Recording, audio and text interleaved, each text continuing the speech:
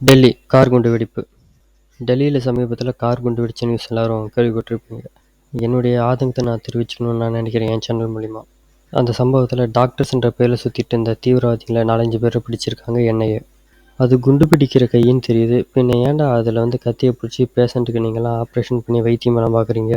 ஏற்கனவே சோத்தில் எச்சு துப்புறீங்க நீங்கள். இந்த ஆப்ரேஷன்ற பேரில் அவங்களால என்னென்னமோ பண்ணீங்களோ யாரு கண்டா? திங்கிறதெல்லாம் இந்தியா போடுற சோறு. அதை தின்னுப்புட்டு அடுத்த நாட்டுக்காரங்கிட்ட பாகிஸ்தானுக்கும் பங்களாதேஷுக்குமே விசுவாசமாக இருக்கிறீங்க. நீங்கள் ஏன் இங்கெல்லாம் இங்கே இருக்கணும்? கிளம்புங்க. உங்களை யாரும் கையை பிடிச்சிட்டு இங்கே இருட்டா தொப்புள் வருவேன்னு யாரும் சொல்லி கெஞ்சவும் இல்லை. இருக்குது அந்த இந்தியாவுக்கு விசுவாசமாக இருக்கணும். நீங்கள் உங்கள் மதம் சார்ந்த ஆளுங்க பாகிஸ்தான் பங்களாதேஷ்லேருந்து இந்தியாவுக்கு அச்சுறுத்தல் கொடுத்தாங்க. நீங்கள் அவங்கள திட்டணும், அதுக்கேற்ற குரல் கொடுக்கணும். அதெல்லாம் குரல் கொடுக்கறதில்ல.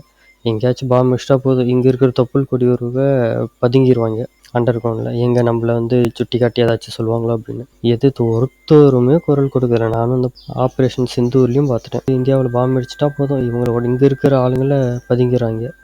எதிர்த்து ஒரு குரல் கூட கொடுப்பாங்களான்னு பார்த்தா எந்த சமூக வலைத்தளத்தில் எதுலேயுமே பிடிக்க மாட்டாங்க. சரி, நியூஸில் ஏதாச்சும் வருமானு பார்த்தா அதுலேயும் வராது.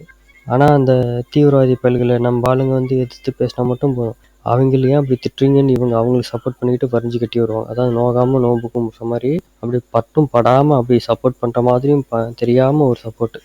இதுலேருந்து நல்லா தெரியுது, தீவிரவாதிக்கு மதம் உண்டான்னு கேட்டால் ஆமாம் இருக்குதுன்னு பார்த்த அனுபவிச்ச எல்லாருமே சொல்லுவாங்க. தீவிரவாதிகளுக்கு மதம் உண்டா? ஆமாம், தீவிரவாதிகளுக்கு மதம் உண்டு.